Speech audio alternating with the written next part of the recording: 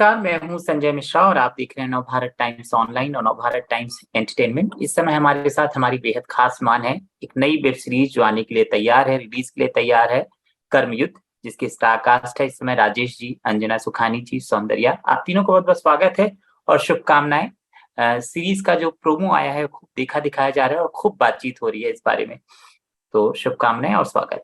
धन्यवाद Sanjay ji, thank you. सभी देखने वालों को भी बहुत बहुत नमस्कार और धन्यवाद।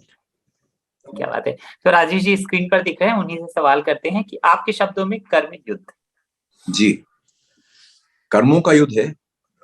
जिस तरह से कर्म करेंगे और उसी का फल मिलेगा, और कर्म के साथ युद्ध जुड़ा हुआ है तो फिर ऑब्वियसली कॉन्फ्लिक्ट है, ड्रामा है, और जो विचारों का जो मेल है वो अभी नहीं है किरदारों के बीच में।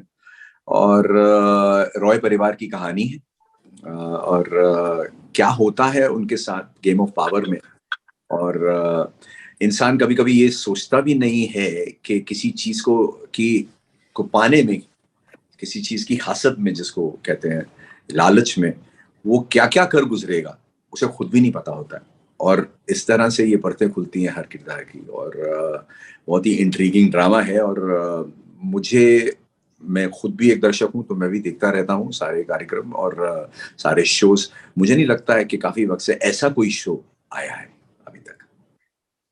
और आपके शब्दों में आपका किरदार जितना आपको बताने की अनुमति है ताकि दिलचस्पी दर्शकों की बरकरार रहे।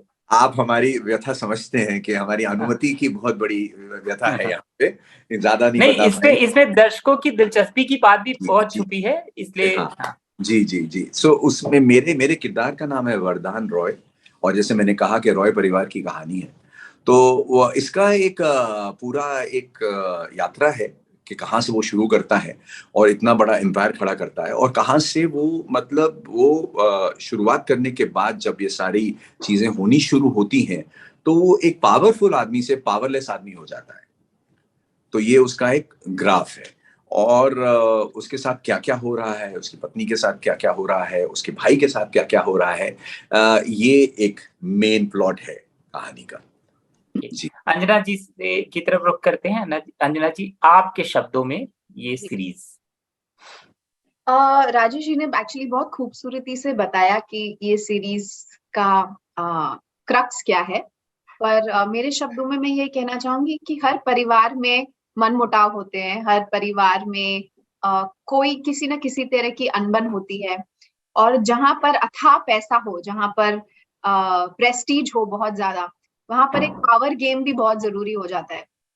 तो ये रॉयस खानदान है, उनकी कहानी है कि ये पावर गेम और पावर स्ट्रगल, हर कोई कुर्सी पर बैठना चाहता है।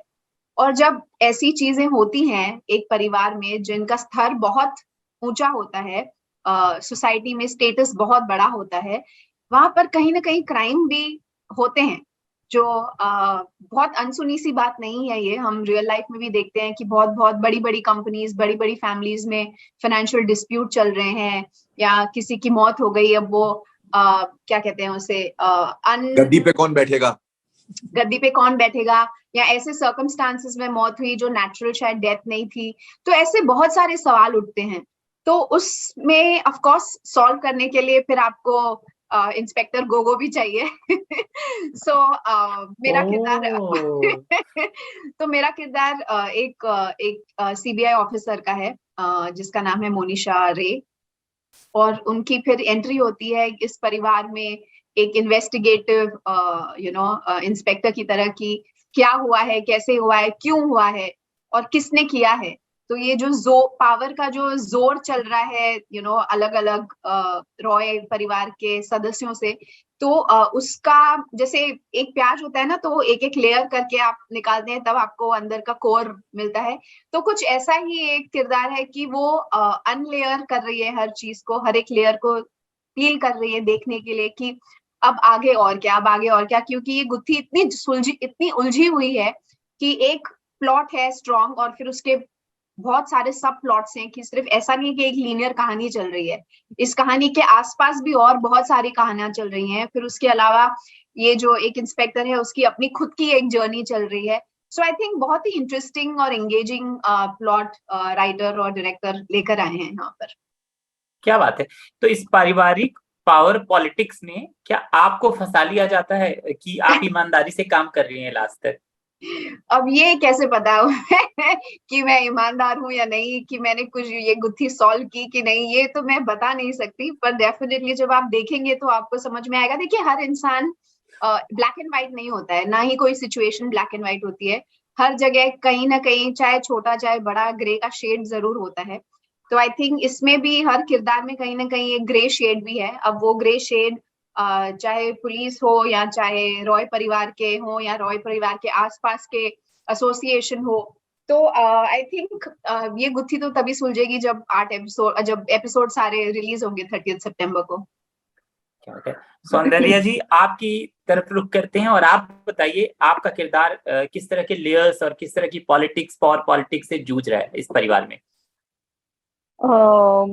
तो मेरा किरदार है पायल राणा का, जो कि अपने आप ही बहुत एक द्वंद प्रतिद्वंद से भरा हुआ है, क्योंकि वो रॉय परिवार का हिस्सा नहीं है, बट उसका ऐसा क्या इन्वॉल्वमेंट रहेगा जिसकी वजह से रॉय परिवार में आपस में जो सबसे जिस पर कहानी मौजूद है, जो मौजूदा उनके हालात हैं, तो रॉय परिवार में कैसे किसकी जीत होती है उसके आने से और उसके कंट्रीब्यूशन से, और किस तरह के कॉम्प्लेक्सिटीज हैं जो पायल राणा लेकर आएगी, उसके लिए आपको कर्मयुद्ध देखना होगा। क्या बात है। तो वापस राजेश जी की तरफ आते हैं। किस तरीके से आप तक ये प्रोजेक्ट पहुंचा? आप ओटीटी में इस समय बहुत अच्छा काम भी हो रहा है राजेश जी, और जब आपके पास ओटीटी के लिए स्क्रिप्ट आती है तो किन बातों का आप ध्यान भी रखते हैं, और ये स्क्रिप्ट कैसे आपके पास पहुंची? ये नॉर्मल कोर्स होता है, मतलब फोन आता है और कहा जाता है कि भाई इस किस्म का किरदार है, आप इंटरेस्टेड होंगे, और उसके बाद जब आप कहानी सुनते हैं तो आपका इंटरेस्ट बनता है। फिर बाकी चीजें देखी जाती हैं कि भाई प्रोड्यूस कौन कर रहा है, डायरेक्ट कौन कर रहे हैं, और डायरेक्टर रवि जी तो वैसे भी, मतलब मैं उनके साथ काम करना चाह रहा था काफी वक्त से। और सबसे बड़ा जो रीजन होता है, और ऑब्वियसली आप ये भी देखना चाहते हैं कि कौन से प्लेटफॉर्म पे आ रहा है। अभी डिज्नी हॉटस्टार पे आ रहा है, तो मतलब आपको पता है कि ऑडियंस जो है उन्होंने ऑलरेडी कैप्चर की हुई है। आदमी जो भी कलाकार है वो काम किस लिए करता है? वो सिर्फ दर्शाने के लिए, दिखाने के लिए काम करता है, उसको ऑडियंस चाहिए। करेक्ट। तो ये सब चीजें बैठ गई, और सबसे बड़ी बात होती है किरदार। तो मेरे लिए सबसे बड़ा जो पॉइंट था ये करने का, वो ये था कि मैंने अपने पूरे करियर में इस किस्म का किरदार नहीं किया, यू नो। और हाँ, और दूसरी बात, ये क्रेडिट मैं बनाने वालों को दूंगा, क्योंकि मेरे पास कोई इस किस्म का किरदार लेके भी नहीं आया। So that was exciting. और तीसरी चीज ये थी कि किरदार इन इटसेल्फ इतना चैलेंजिंग था कि मेरे दिमाग में पहला सवाल ये था कि ये करूंगा कैसे। तो जब ऐसा कोई, आप इतने बरस काम करने के बाद ऐसा कोई चैलेंज आपके सामने आता है, तो वो बहुत एक्साइटिंग होता है। तो वो मतलब आपको लगता है कि हाँ, ये तो करना ही चाहिए, यू नो। अभी अब इसके बाद देखेंगे, मतलब आप फिर then, because it is something out of the box. This is something के आपको जब एक किस्म के किरदार दिए जाते हैं, तो आपको पता रहता है, आपको एक आपका कंफर्ट जोन आता है, आपको पता रहता है कि भाई ठीक है, इसको ये, आप कई बार ऐसा हो जाता है कि आपको कोई कहानी सुना रहा है अगर राइटर, तो आगे की कहानी आप खुद ब खुद जानते हैं आधी सुनाने के बाद भी। यहाँ पे ऐसा कुछ भी नहीं था। यहाँ पे कुछ समझ में ही नहीं आ रहा था कि आगे क्या होगा, यू नो। और यहाँ पे ये समझ में नहीं आ रहा था इस किरदार के साथ क्या होगा, और ये किरदार इतना कॉम्प्लिकेटेड है तो इसको निभाया कैसे जाएगा। तो this all put together was so challenging that I could not resist it. I jumped at it. मैंने बोला ठीक है, ये तो मैं करूंगा, 100% करूंगा। क्या बात है, दिलचस्प। अंजना जी, आपके पास कैसे पहुंची थी? आपने फटाफट हाँ कर दिया था सुनने के बाद कि वक्त लिया था? सबसे पहले मैं आपको ये बता दूं कि रवि अधिकारी जो डायरेक्टर हैं, वो बहुत ही सुलझे हुए से इंसान है। उनका लाइन ऑफ थॉट बहुत क्लियर है कि उनको क्या चाहिए, कैसे चाहिए, किस तरीके से चाहिए। तो जब उन्होंने ये पर्टिकुलर मनीषा रे का जो पार्ट है मुझे बुलाया, एक बहुत सिंपल सी लाइन मुझे सुनाई उन्होंने कि पूरा नरेशन तब पहली बार नहीं दिया था। एक सिंपल सी लाइन उन्होंने सुनाई कि एक परिवार है, कुछ ऐसी घटनाएं होती हैं, पॉलिटिकल ड्रामा है, फैमिली ड्रामा है, और उसे इन्वेस्टिगेट करना है। अब मेरे लिए ये ही बहुत था, क्योंकि मैंने कभी ये किरदार प्ले नहीं किया। आई थिंक सबसे खूबसूरती की बात अगर आप सबसे पूछेंगे तो सब यही कहेंगे कि मैंने ऐसा किरदार कभी निभाया नहीं है। तो सबसे पॉजिटिव पॉइंट मेरे ख्याल से ये एक ट्रायो का एफर्ट है कि आपका कास्टिंग एजेंट जो है, जो हमारे कुणाल शाह जी हैं, उन्होंने कास्टिंग की है, जो राइटर है रेहान और जो डायरेक्टर है रवि, उन तीनों ने मिलकर ऐसे ऐसे एक्टर्स को ऑफर रोल किए हैं जिन्होंने पहले कभी ये रोल किए नहीं है। तो हर किसी की आई थिंक स्पेशलिटी यही बन जाती है कि आपने हमको उन किरदारों में देखा जिसमें पहले हमें देखा नहीं गया है। हमको कभी ऐसे ऑफर, जैसे मुझे एक पुलिस ऑफिसर का ऑफर कभी आया ही नहीं है। तो सबसे इम्पोर्टेंट बात तो ये थी कि एक नयापन है। अब इस नए कैरेक्टर में हम अपनी तरफ से क्या लेकर आते हैं, ये हमारी आर्टिस्ट की रिस्पॉन्सिबिलिटी है। तो आई थिंक हाँ, ना बोलने का तो कोई रीजन छोड़ा ही नहीं था उन्होंने, कि डेफिनेटली हाँ बोलना ही था, क्योंकि एक चैलेंजिंग रोल है। एंड आई एम श्योर सब यही कहेंगे कि उनके लिए चैलेंजिंग रहा है, क्योंकि हर किसी ने ऐसे अपने किरदार निभाए नहीं है पहले कभी। तो सौंदर्य जी, आपने भी पहली बार ऐसा रोल निभाया है? बिल्कुल, और कमाल की बात तो ये है कि मुझे तो मेरे साथ जस्टिस हो गया। जस्टिस ऐसे हो गया कि मैं रवि जी और मार्कंड सर के पास, मेरा रक्तांचल रिलीज हुआ था और उसके बाद मैं काम मांगने गई थी प्रोफाइल दिखाने के बाद कि सर मैं एक्टर हूँ और मुझे काम दीजिए। मुझे नहीं पता था कि मेरा किरदार ही एक एक्ट्रेस का होगा कर्म युद्ध में। तो उन्होंने कहा चलो ये काम मांगती रहती है, इसको काम दे दो थोड़ा सा। तो ऐसे मेरी कास्टिंग हो गई उसमें। और मेरा पायल राणा का किरदार है and I am very excited and thrilled कि आप देखें और बताएं कि कैसा लगा। बिकॉज वो पूरी कास्ट, आई थिंक जैसा अंजना ने बोला कि हमारी पूरी कास्ट ही ऐसी है, it's such a special thing कि all three have curated. Unusual लोगों को एक तो अपॉर्चुनिटीज मिली, और जिसने पहले कभी वो प्ले ही नहीं किया है, तो it brings more mystery and yet excitement to the cast. एक नयापन लगता है, क्योंकि इतने सारे शोज अभी आ रहे हैं, not in a bad way I am saying, in a good way I am saying, कि एक अलग तरीके का नयापन है हमारे शो में, जो कि आपको ट्रेलर देख के भी लगा होगा। सो आई थिंक मेरा तो कास्टिंग बहुत सिंपल था कि एक एक्टर को एक एक्टिंग के लिए मिल गया।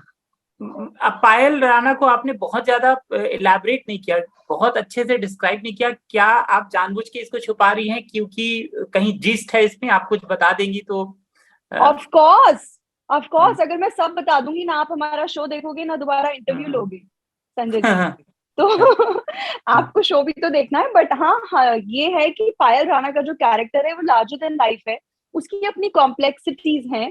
जैसा कि मैंने कहा कि एक स्टारलेट का कैरेक्टर है, एक सुपरस्टार वो कैसे बनती है, और किस तरीके से रॉय परिवार के किस सदस्य का उसके करियर में हाथ रहेगा, और उसका क्या हाथ रहेगा उस सदस्य को उसकी वो पावर गेम जितवाने में।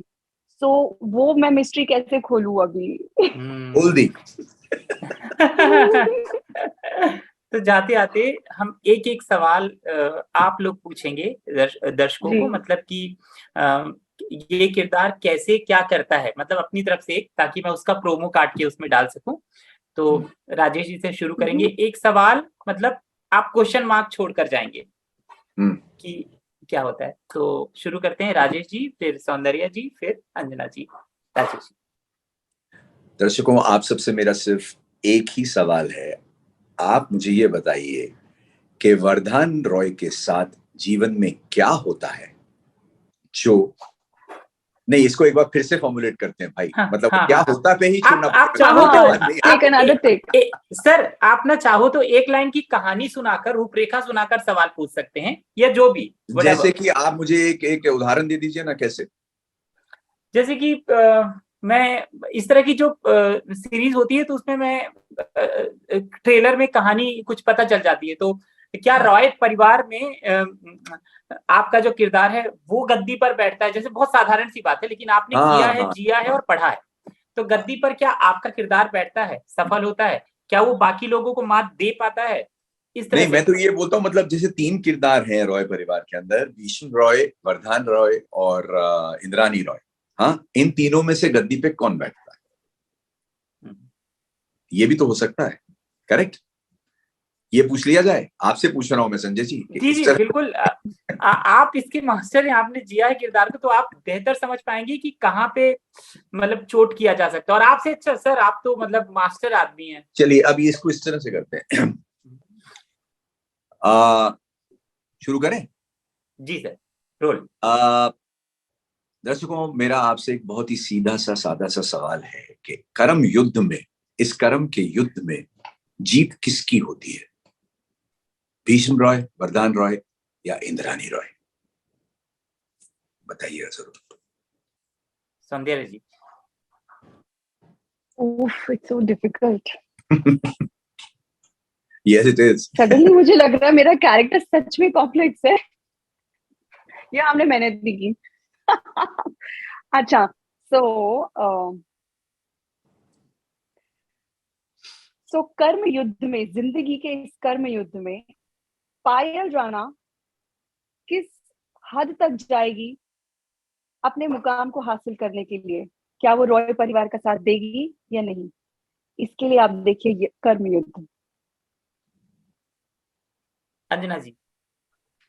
नमस्कार, मैं अंजना सुखानी और आपसे ये पूछना चाहूंगी कि जो हमारा शो कर्म युद्ध आ रहा है, जिसमें मेरा किरदार मोनिशा रे, जो एक सीबीआई ऑफिसर का रोल प्ले करती हैं, क्या मोनिशा रे इस गुत्थी को सुलझा पाती हैं कि जो क्राइम हो रहा है उसमें किसका इन्वॉल्वमेंट है या नहीं, और अगर है तो उनको वो सजा दिला पाती हैं या नहीं? जरूर बताइएगा।